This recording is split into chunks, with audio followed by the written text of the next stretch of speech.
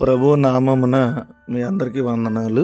ఈరోజు దేవుని యొక్క వాక్యము వాగ్దానము, నేనే యెహోవానని ఐగుప్తులు తెలుసుకుందురు. నిర్గమాకాండం 7:5. భక్తిహీనమైన ప్రపంచానికి బోధించడం చాలా కష్టం. యెహోవా అంటే ఎవరో ఐగుప్తు దేశానికి తెలియదు కనుకే వాళ్ళు దేవునికి విరుద్ధంగా జీవించారు. యెహోవా ఎవడు అని కూడా అడిగారు. యెహోవా ఎవరో వారు తెలుసుకోకపోయినా వారి గర్వపు హృదయాలను దేవుడు పగలగొట్టాడు.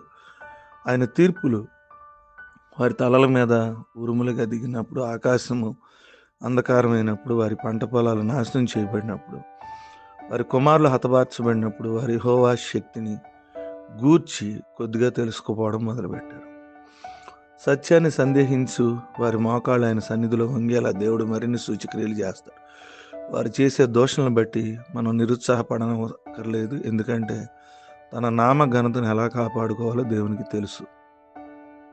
ఆయన ఆ పనిని చాలా ప్రభావపూరితంగా చేయగలడు. ఇశ్రాయేలు సేవిస్తున్న దేవుడు ఎవరంటే జీవగల నిజమైన దేవుడు యెహోవాయే అని ఐగుప్తులు తెలుసుకునేలా చేశాడు. 10 తెగుళ్ళ మూలంగా ఒక ఇశ్రాయేలీయుడు చనిపోలేదు.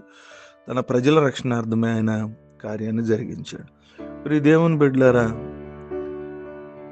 ఈరోజు చాలామంది దేవుడిని తెలుసుకోలేనిటువంటి ఐగుప్తీయులుగా, అవిశ్వాసులుగా, బలహీనులుగా ఉంటూ ఉన్నారు. దేవుని ఎరిగి కూడా ఆయన శక్తిని గ్రహించలేనటువంటి స్థితిలో ఉన్నారు. ఏదైనా మనం యెహోవా దేవుడని తెలుసుకుని మనకున్న ప్రతి సమస్య నుంచి, ఇబ్బంది నుంచి, ఇరుకు నుంచి, పోరాటం నుంచి బయటపడదాం. దేవుణ్ణి ఇంకా తెలుసుకోకుండా జీవిస్తే పరిపూర్ణ విశ్వాసంతో ఆయన కార్యాలను, ఆయన శక్తిని, ఆయన సామర్థ్యాన్ని గ్రహిద్దాం. ఈ కొద్ది మాటలు దేవుడు మన వినికిడిలో ఫలించి ఆశీర్వదించును గాక. ఆమేన్.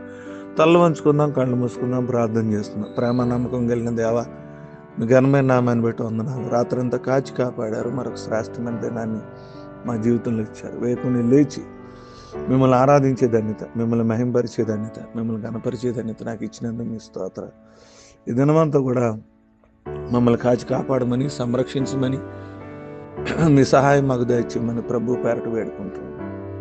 నేను అది ఐగుప్తీయులు యెహోవా దేవుడు అని తెలుసుకున్నారు. మా జీవితంలో ప్రభు ఆయన తెలుసుకున్నప్పటికీ వారి జీవితాలు ఇంకా ముగించబడ్డాయి. మా జీవితాలు బ్రతికుండంగానే, సజీవులకు ఉండంగానే నేను అవిశ్వాసంలో కాకుండా విశ్వాసం కలిగి నిజమైన దేవుని ఆధారపడి దేవుడని తెలుసుకుని అనేకమైన కార్యాలు పొందుకునే కృప మాకు దయచేయమని ప్రార్థన. ఐగుప్తులు తెలుసుకునే విధానం, శ్రమ, శోధన, సమస్య. మేమైతే దేవుడు సహాయం చేయగల దేవుడని, సర్వశక్తి గల దేవుడని మేము ఆధారపడి ముందుకెళ్ళిన సహాయం.